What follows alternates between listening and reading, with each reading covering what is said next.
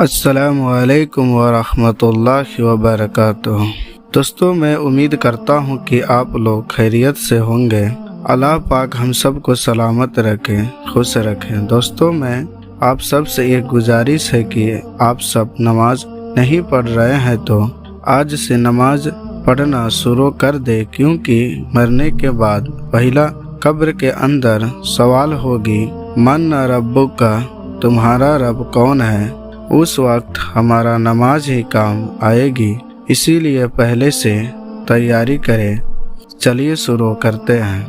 بسم اللہ الرحمن الرحیم۔ حدیث نمبر 93۔ ابو ہریرہ رضی اللہ تعالیٰ عنہ سے روایت ہے کہ نبی صلی اللہ علیہ وسلم نے فرمایا، میرے نام محمد اور احمد پر نام رکھو، مگر میری کنیت ابو القاسم پر نہ رکھو، اور یقین کرو جس نے مجھے خواب میں دیکھا اس نے یقیناً مجھ کو دیکھا ہے، کیونکہ شیطان میرے صورت میں نہیں آ سکتا، اور جو جان بوجھ کر مجھ پر جھوٹ باندھے وہ اپنا ٹھکانہ جہنم میں بنا لے۔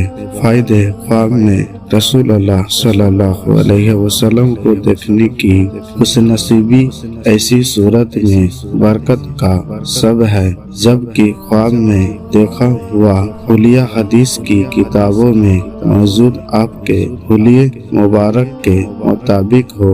آپ کے حلیہ مبارک کے متعلق مستند کتاب ارسولوں کا ان کا تراہو بہت فائدہ مند ہے، جس کا اردو ترجمہ عین جمال نبوت کے نام سے مکتب دارالسلام نے جاری کیا ہے۔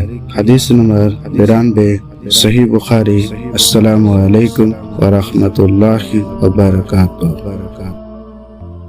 اللهم صل على محمد وعلى آل محمد كما صليت على إبراهيم وعلى آل إبراهيم إنك حميد مجيد۔ اللهم بارك على محمد وعلى آل محمد كما باركت على إبراهيم وعلى آل إبراهيم إنك حميد مجيد۔